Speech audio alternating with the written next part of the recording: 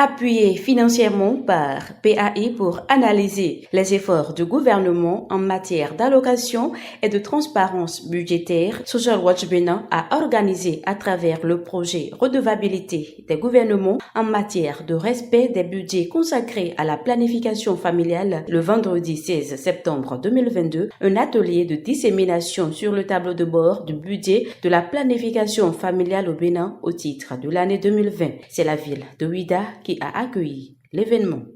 Il faut dire qu'en 2020, Social Watch a élaboré le tableau de bord du budget de la planification familiale du Bénin, qui est un document qui présente un peu comment est-ce que le budget alloué à la planification familiale est exécuté au cours d'une gestion donnée et aussi qui est ressorti des recommandations pour pouvoir faire le plaidoyer afin d'améliorer les ressources allouées à la planification familiale.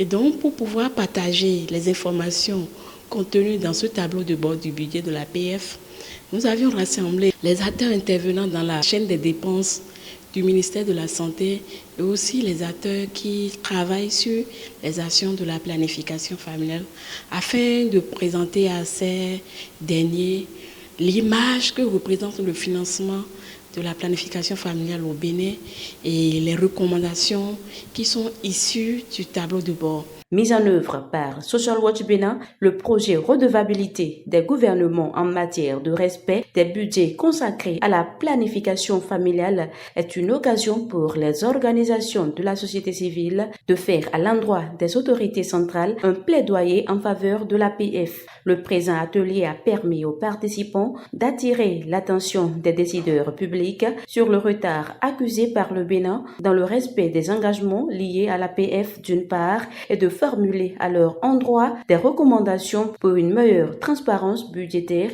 au niveau du ministère de la Santé. C'est un atelier qui vient à point nommé pour informer les cadres du ministère de la Santé et les autres acteurs de la société civile qui travaillent à ce que nous ayons quand même de bons résultats en matière de planification familiale et aussi de pouvoir permettre d'avoir une sorte de transparence autour des activités liées au financement de la PF au Bénin. Et cet atelier vient renforcer quand même les connaissances que nous avons déjà reçues. Et donc vous allez constater que le ministère de la Santé est représenté par près de 5 personnes. Et il y a aussi les organisations de la société civile qui sont là. Et donc nous avons partagé tous ces résultats avec ces structures pour informer davantage, sensibiliser davantage pour que la PF soit bien logée au niveau du budget du ministère de la Santé. À cet atelier, les participants ont eu droit à un ensemble de communications. Il s'agit notamment de la méthodologie du cadre commun, du tableau de bord de l'APF et les recommandations issues de la collecte 2020. Le Motion Tracker est l'outil de collecte des données du Bénin. Des échanges nourris ont meublé ces différentes communications. Pour cet atelier, je suis très satisfaite.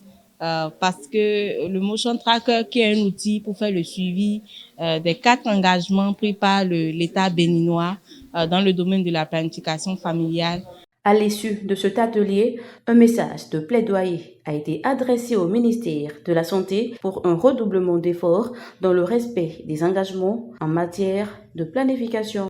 Au vu des nouvelles réformes contribuant à la réalisation de l'ODD 3, les organisations de la société civile demandent le respect de cet engagement pour le bonheur des populations béninoises. C'est pourquoi nous venons attirer votre attention sur la nécessité de l'allocation et de la mise à disposition effective des ressources allouées à l'achat des produits contraceptifs. Merci beaucoup. Je crois qu'à travers la NSSP, votre préoccupation sera prise en compte dans leur hôpital.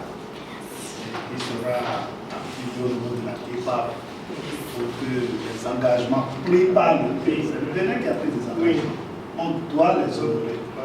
Voilà, donc ces engagements seront développés à travers l'hôpital de la NSSP. Merci.